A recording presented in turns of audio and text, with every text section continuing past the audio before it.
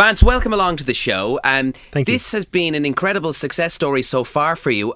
Were you taken aback by just the response that Riptide has had, especially online? Absolutely, yeah. I mean, I wrote the song, at home, sitting in my backyard, kind of in that kind of little tiny bubble kind of that I was living in. And then the song, I put it up online and it got in people's ears. And, I listen to it now and it's kind of like, wow, this has opened a lot of doors for me. And it's been this kind of crazy whirlwind after I put the song out into the world. So I'm very fortunate to have a song that, I don't know, it's miraculous, but it just is, it's kind of helped me on my way. But your path wasn't always going in this direction, though. I can't believe, you have topped the charts in Australia, but you, at the time, you were studying to be a lawyer.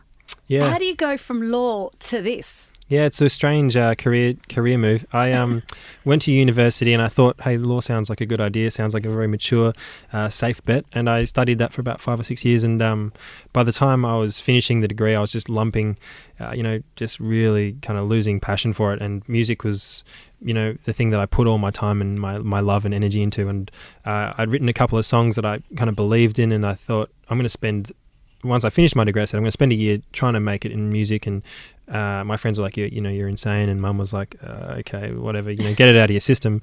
But I guess the more I started doing it, taking it seriously, people started taking it seriously. And I think it was definitely a strange and bizarre kind of trajectory that I've been on. But you just got to kind of, if you really want to do it, you just do it. Yeah, and I mean, you went on to top. The Triple J Hottest 100 is huge in Australia, and Gautier topped it 1 year.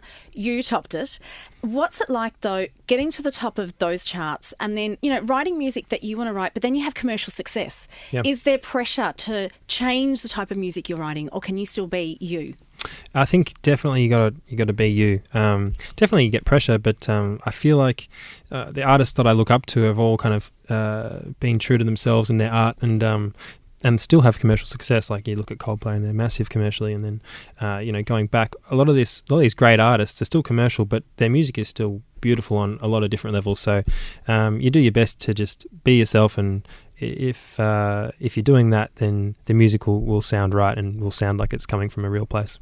Just before we came on air, we took a photograph with you and Vance, and we put it up on our Facebook page, and already one comment reads, "Oh my God, he is beautiful," and that comes in from Sarah. So Sarah's a fan. Oh, thanks, Sarah. And so, like, the writing process, is that a difficult one?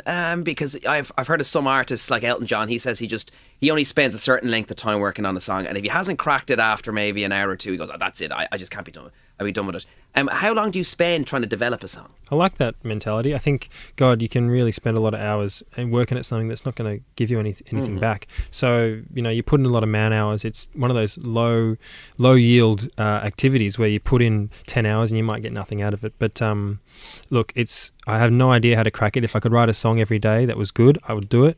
But for some reason, it's very, once in a blue moon you write a good song. So you just you kind of keep your finger on the pulse. It's like fishing, sometimes you get a fish, sometimes you don't. How have people back home reacted to your success? Family, friends? Yeah, my mum and dad are stoked, and my sister. It's kind of great for my inner circle of mates and family, because they just want the best for you, and so it's like after a gig, you go and hang out with that crew, and they're just so happy that, like, this thing is happening. Like, they don't care, like the show, yeah, whatever, but it's just like, hey, we're just like watching you playing in front of 1,000 people. This is special. So it's amazing feeling that good energy from your family and friends. Talking about playing in front of thousands of people, you tweeted a photo. You were at Glastonbury. That was cool. Yeah, we were kind of early on one of the stages, and we got a pretty good turnout, and God, I was so surprised. They were welcoming, listening, engaged, and we were buzzing by the end. And then we were just like, okay, well, we don't always go out and hang out at festivals, but we were like, let's get out there. And we kind of got out there and got a bit loose, because you don't always get the chance to see like the Pixies and Jack White and Metallica. You don't see all these huge bands all in the same place. So in terms of the atmosphere at Glastonbury, is it something that you could get hooked on?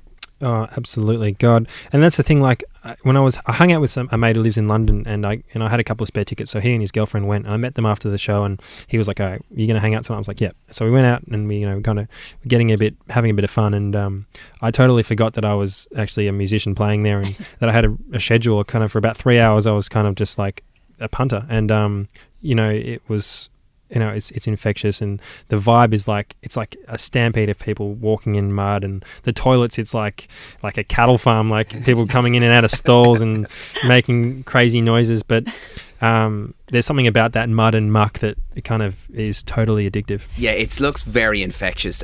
Before we get you to perform, Vance, the family name isn't Joy, it's Kyo. Yes. So where's the family from originally in Ireland? My grandfather grew up in Dublin, and my grandma Anne, I'm not actually sure which part of Ireland she's from, but they were married in Ireland, and they moved over with a couple of they had 8 kids, and when they had just 2 boys, they moved over to England. They grew up for until they were about 13. My dad moved over when he was 13 to Australia, and so the Keogh clan lives in Australia now, but there's relations in Ireland. So where did Vance Joy come from then?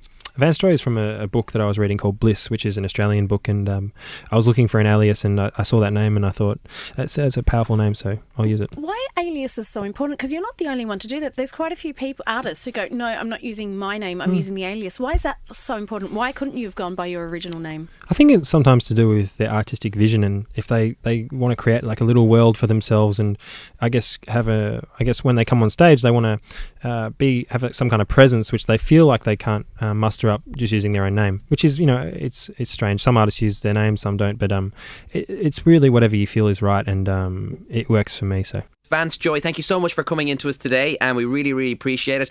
And here is that hit single, Riptide. Thanks, guys.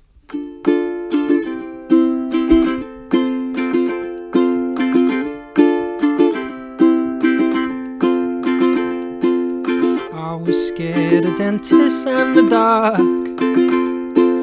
I was scared of pretty girls and starting conversations. Are all my friends are turning green? You're the magician's assistant in their dreams. Oh,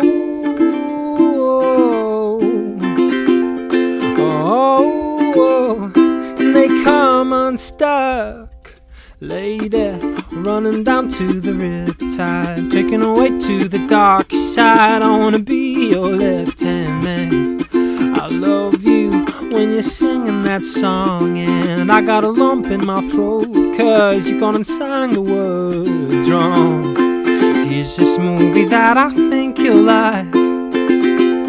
This guy decides to quit his job and head to New York City. This cowboy is running from himself. She's been living on the highest shelf. Oh,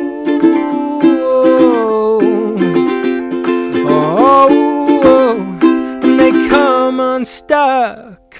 Lady, running down to the riptide, taken away to the dark side. I wanna be your left-hand man. I love you when you're singing that song, and I got a lump in my throat, 'cause you gone and sang the words wrong.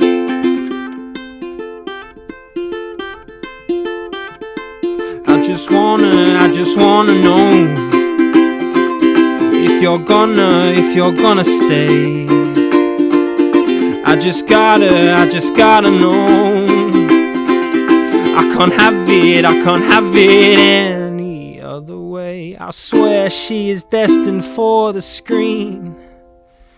Closest thing to Michelle Pfeiffer that you've ever seen. Oh, lady, running down to the riptide, taken away to the dark side. I wanna be your left-hand man.